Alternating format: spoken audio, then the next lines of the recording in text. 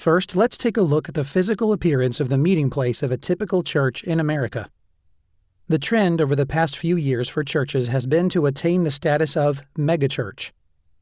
A megachurch is defined by Wikipedia as a church having 2,000 or more attendees for a typical weekly service. The Hartford Institute's database lists more than 1,300 such Protestant churches in the United States. Multi-million-dollar campuses set off by huge parking lots with fountains, electronic signs, and, yes, even shuttle buses to haul the latecomers over from the overflow lot across the street. We walk inside to a grand entry that resembles a mall rather than a church. Over to one side you have the information kiosk where you can pick up all kinds of literature about the church. Also, please make sure you get a map so you don't get lost navigating the massive labyrinth of halls that lead to all of the different classrooms, auditoriums, game rooms, cafeterias, and gyms. On the other side, there is the bookstore. Here you can purchase the latest book the church is pushing for their studies and sermon series that they are currently teaching. You can also purchase the latest Christian CDs, apparel, and the latest and greatest translation of the Bible there as well. Next, make your way over to the cafe and order yourself a nice latte. Or, if you haven't had breakfast yet, order yourself a nice warm sandwich and sit at one of the tables nearby and catch up on your Facebook on the free Wi-Fi signal while you wait for one of the other services to end.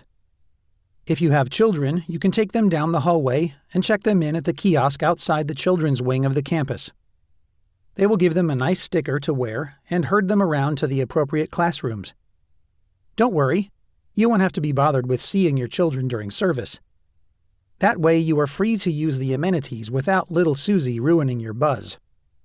On your way back, don't forget to stop and sign up for the latest promotional event so that you can get your free t-shirt with the church logo on it. Next, let's consider the typical meeting place of your average church in a country where people are not free to worship. Let's take China, for example. China does not allow Christian churches to operate. The typical Chinese church looks a lot like a cave, because it is one, where they meet early in the morning, or like the farm out in a rural area, where they won't be watched, or the 100-plus degree room where they meet in secret for 12 hours at a time. These churches typically are standing room only. There are no chairs to make room for more people to fit in such a tiny space. There really isn't much else to describe when it comes to these churches' physical appearance. They meet where they can without getting caught. They meet with a constant fear of being discovered and taken to prison, or worse. Now, am I saying that having all of the luxuries in our modern churches is inherently wrong?